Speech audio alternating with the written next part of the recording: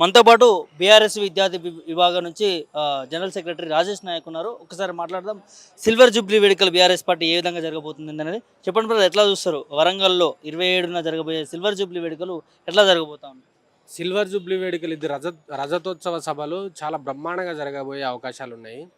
ప్రభుత్వానికి సంబంధించిన యంత్రాంగము దీని మీద కుట్ర చేసి ఆపాలని చెప్పేసి ఒక పోలీస్ యాక్ట్ కూడా తీసుకొచ్చిళ్ళు. ఇది అసలు జనరల్గా మా యొక్క పార్టీలో కానీ మా యొక్క కేసీఆర్ గారి ఉద్దేశము దీనికి మాకు రావాల్సిన జనాలు జస్ట్ 10 నుంచి 12 లక్షలే అని అనుకున్నాం. కానీ యాక్చువల్గా వాళ్ళకి సంబంధించిన ఇంటెలిజెన్స్ వ్యవస్థ, వాళ్ళకి సంబంధించిన ఎస్బీ వ్యవస్థ ఇచ్చిన రిపోర్ట్ ఏంటంటే దాదాపుగా 25 నుంచి 30 లక్షలు వచ్చే జనాలు ఉన్నారు. కాబట్టి మనము దీన్ని తట్టుకోలేము, ప్రభంజనాన్ని మనం తట్టుకోలేము, ఈ ప్రభుత్వం తట్టుకోలేదని చెప్పేసి ఉద్దేశంలో భాగంగా పోలీస్ యాక్ట్ తీసుకొచ్చి వాళ్ళు అయినా కూడా జనాలు వస్తారని చెప్పేసి రిపోర్ట్ ఇవ్వగానే అది పర్మిషన్ ఇచ్చేసిళ్ళు. ఇప్పుడు మెయిన్ ఉద్దేశం, దాని మోటో ఏంది అని అంటే బీఆర్ఎస్ పార్టీకి సంబంధించిన గతంలో చేసినటువంటి సంక్షేమ పథకాల గురించి జనాలకు వివరించడము, అదేవిధంగా ప్రజాపాలన పేరు మీద తీసుకొచ్చిన వీళ్ళు దాష్టికమైన నిర్ణయాలు ఏదైతే ఉన్నాయో 6 గ్యారంటీలు 420 హామీలు నెరవేర్చినాయా లేదా అని చెప్పేసి స్వయాన కేసీఆర్ గారే జనాలతోటి మాట్లాడే ప్రయత్నంలో భాగంగా ఈ సభ జరగబోతుంది. వాళ్ళకి ఇచ్చిన టైము 1 సంవత్సర కాల గడువు అయిపోయింది.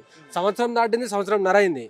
ఇప్పటికైనా ప్రతిపక్ష పార్టీగా బీఆర్ఎస్ పార్టీకి సంబంధించిన వాళ్ళ పాత్ర పోషించాల్సిన అవసరం ఉన్నది. కాబట్టి రేపటి నుంచే మా యొక్క సమరశంకారము ప్రతి ఊరు వాడ గడప గడప తిరిగి మెంబర్షిప్ కార్యక్రమం డ్రైవ్ కూడా చేసే ప్రయత్నం జరుగుతూ ఉన్నది.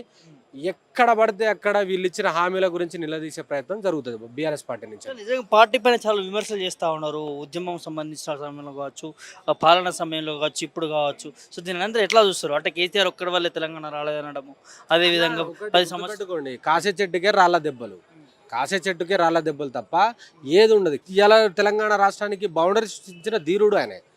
బౌండరీ లేని కేసీఆర్ ఒక తెలంగాణకి బౌండరీ సృష్టించినోడు. అట్లాంటి తిడితే సూర్యుని మీద ఉమ్మేసినట్టే తప్ప వీళ్ళు చేసేది ఏది లేదు.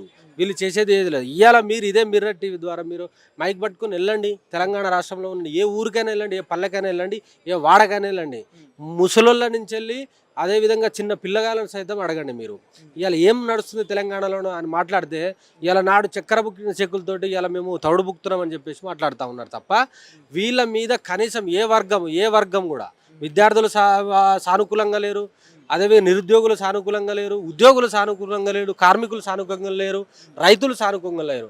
ఏ ఒక్క వర్గం కూడా వీళ్ళకి హ్యాపీగా లేరు.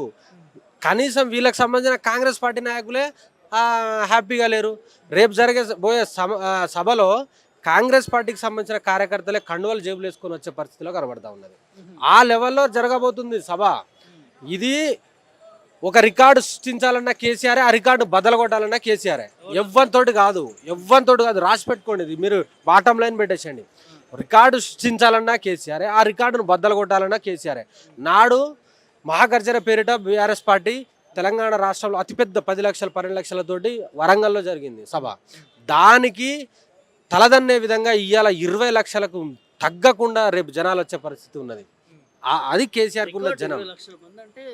20 లక్షల మంది వస్తారన్నా, నువ్వు రాసి పెట్టుకో. ప్రతి ఊరు వాడ స్వచ్ఛందంగా కదులుతారు, వస్తారు కూడా. వాళ్ళు వస్తున్నారు. 10,000% ఇది జరుగుతుంది. మీరు చూడండి.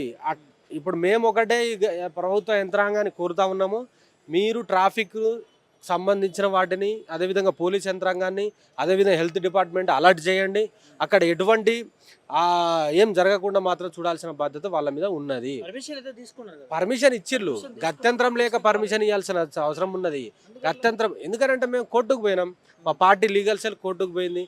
ప్రజాస్వామ్యబద్ధంగా మేము మా పార్టీకి సంబంధించిన యానివర్సరీ చేసుకోవడానికి వీళ్ళకు పర్మిషన్ అడగాలంటే పర్మిషన్ ఇవ్వకపోతే సభ నిర్వహించుకోవాలి కదా. ఒక పార్టీకి సంబంధించిన సభ నిర్వహించుకోవాలి. ఇప్పుడు వాళ్ళు పర్మిషన్ ఇవ్వకపోతే కోర్టు ద్వారా తీసుకుంటామని కోర్టుకు పోయినాము. గత్యంతరం లేక ఇవ్వాల్సి వచ్చింది. వాళ్ళు రేపటి రోజున జనాలు తిరగబడతారు, మా ఊళ్ళల్లో ఆపినా కూడా ఆగారని చెప్పేసి ఉద్దేశంలో భాగంగా ఇవ్వాల్సి వచ్చింది తప్ప వీళ్ళకు కేసీఆర్ అంటే ఇవాళ ఉచ్చబడుతుంది. కేసీఆర్ ఎక్కడ వస్తాడో నాయన, బయటికి వస్తే మొత్తం జనాలల్లో ప్రభంజనం సృష్టిస్తాడు. మనల్ని రేపటి రోజున స్థానిక సంస్థ ఎన్నికలలో తరిమి కొడతారనే ఉద్దేశాల్లో భాగంగా ఇవాళ ఘోరంగా భయపడుతున్నారు. చాలా మంది కేసీఆర్ స్పీచ్ని కూడా చూస్తూ ఉంటారు, ఇష్టపడతా ఉంటారు, వినాలనుకుంటా ఉంటారు. మరి చాలా రోజుల తర్వాత బయటకు వస్తున్నాడు, ఏం మాట్లాడబోతారు, ఎట్లా ఉండబోతుంది? ఇప్పుడు మేము అనుకుంటున్నాము వీళ్ళు ఇచ్చిన 16 నెలల పాలనలో ఏం జరిగింది, వీళ్ళు ఇచ్చిన హామీలను నెరవేరలేదా స్వయాన జనాలతోటే మాట్లాడే ప్రయత్నం చేస్తాడు కేసీఆర్ గారు.